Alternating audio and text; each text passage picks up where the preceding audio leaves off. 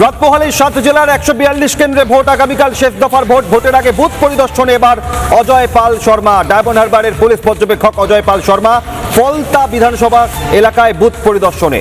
বিবেকানন্দ আদর্শ বিদ্যালয়ে বুথ পরিদর্শন অজয় পাল শর্মা। গতকাল ফলতার তৃণমূল প্রার্থী জাহাঙ্গীর খানের বাড়িতে তার দলীয় কার্যালয়ে যান অজয় পাল শর্মা। আর আজ সকাল থেকে আবারও অ্যাকশন মোডে অজয় পাল শর্মা ফলতায় বুথ পরিদর্শনে। বিবেকানন্দ আদর্শ বিদ্যালয়ে বুথ পরিদর্শনে সেই মুহূর্তের ছবি আপনাদের সামনে।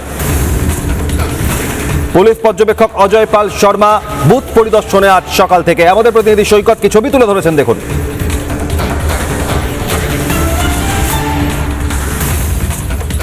এই মুহূর্তে ফলতার একটি স্কুল, ফলতা বিবেকানন্দ আদর্শ বিদ্যালয়, সেখানে এসেছেন অজয় পাল শর্মা।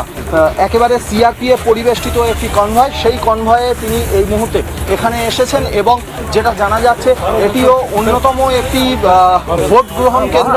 সেখানে সিআরপিএফের যে সকল আধিকারিকরা আছেন, কেন্দ্রীয় বাহিনীর যে আধিকারিকরা আছেন, তাদের সঙ্গে কথা বলছেন। সিআরপিএফের একজন উচ্চপদস্থ আধিকারিকের সঙ্গে কথা বলছেন।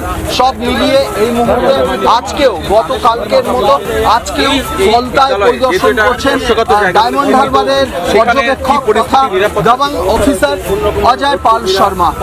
ভিডিও জার্নালিস্ট দেবব্রত ঘোষের সঙ্গে সৈকত, রিপাবলিক বাংলা, ফলতা।